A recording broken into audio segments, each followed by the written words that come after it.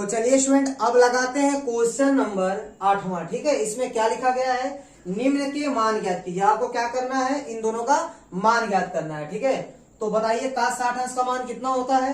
तो cos 60 अंश का मान होता है 1/2। ठीक है, और गुणे cos 30 अंश का मान कितना होता है, करड़ी में 3/2। फिर माइनस sin 60 अंश का मान कितना होता है, करड़ी में 3/2 गुणे sin 30 अंश का मान कितना होता है 1/2।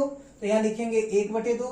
अब इसको सॉल्व कीजिए, 1 गुणे करड़ी में 3 तो आपको मिलेगा करड़ी में 3 बटे 2 दूनी 4। फिर माइनस करड़ी में 3 गुणे 1 तो आएगा करड़ी में 3 और बटे 2 दूनी 4। फिर देखिए ये प्लस में माइनस में कैंसिल हो गया, क्या हो जाएगा 0। ठीक है, इसका मान ज्ञात हो गया। चलिए दूसरा वाला करते हैं। cos 60 अंश का मान क्या है 1/2 और cos 30 अंश का मान कितना है, करड़ी में 3/2 प्लस sin 60 अंश का मान कितना है, करड़ी में 3/2 गुणे sin 30 अंश का मान कितना है 1/2 बराबर 1 गुणे करड़ी में 3 करेंगे तो कितना आएगा, करड़ी में 3/2 दूनी 4 प्लस करड़ी में 3 गुणे 1 तो आएगा आपका करड़ी में 3/2 दूनी 4। अब दोनों का हर क्या है, समान है, 4 एलसीएम ले लेंगे। ठीक है, तो फिर करड़ी में 3 और करड़ी में 3 जुड़ जाएगा, तो करड़ी में 3 प्लस करड़ी में 3, तो करड़ी में 3 और करड़ी में 3 जुड़ के कितना हो जाएगा, 2 करड़ी में 3/4।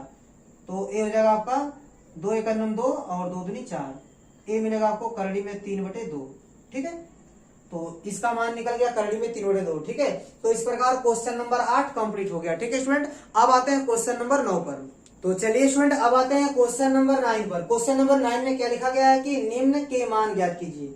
इसमें भी आपको क्या करना है, क्वेश्चन नंबर 8 की तरह मान ही ज्ञात करना है। ठीक है, तो चलिए पहले क्वेश्चन को करते हैं। यहाँ लिखा गया है tan 30 अंश। तो tan 30 अंश का मान कितना होता है, 1/करड़ी में 3। तो यहाँ लिखेंगे 1/करड़ी में 3। इसके बाद क्या दिया गया है, cot 60 अंश। तो cot 60 अंश का मान भी होता है 1/करड़ी में 3। तो यहाँ लिखेंगे 1/करड़ी में 3।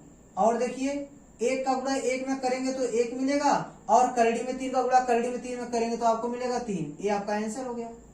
ठीक है, अब आ जाइए क्वेश्चन नंबर दूसरे पर, इसका दूसरा पार्ट। तो sin 30 अंश का मान होता है आपका 1/2, यहाँ 1/2 लिख देंगे। फिर sin 60 अंश का मान होता है करड़ी में 3/2, तो यहाँ लिख देंगे करड़ी में 3/2 और गुणे sin 45 अंश का मान होता है 1/करड़ी में 2। ठीक है, तो देखिए स्टूडेंट इन सब का गुणा करेंगे ऊपर तो कितना मिलेगा आपको, करड़ी में 3, क्योंकि करड़ी में 3 में 1 का गुणा करने से कोई फर्क नहीं पड़ेगा। और फिर 2 का गुणा 2 में करेंगे 2 दूनी 4 हो जाएगा, और यहाँ करड़ी में 2 तो आएगा आपका 4 करड़ी में 2। ठीक है, यही आपका आंसर होगा। ठीक है स्टूडेंट, यही आपका क्या हो जाएगा, आंसर हो जाएगा। तो इस प्रकार क्वेश्चन नंबर 8-9 कंप्लीट हो गया। ठीक है, इस प्रकार आपका प्रश्नावली 8 भी कंप्लीट हो गया स्टूडेंट। ठीक है।